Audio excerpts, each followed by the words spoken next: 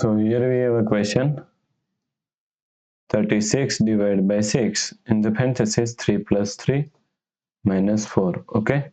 So now let's solve this problem correctly by using a PEMDAS rule. Okay. PEMDAS.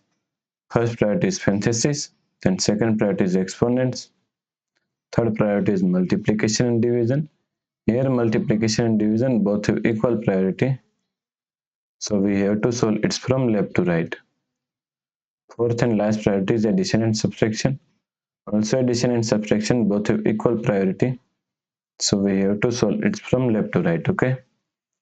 So in this question, first we have to solve this parenthesis. Okay, because first priority is parenthesis. So is equal to 36 divide 6. Now solve this parenthesis. 3 plus 3 is equal to 6. So multiply 6 minus 4. Now first we have to solve this division and multiplication. Okay, then we have to solve subtraction. Okay, so multiplication and division both have equal priority, so we have to solve it from left to right. So first we have to solve this division. So is equal to 36 divided by 6 is equal to 6.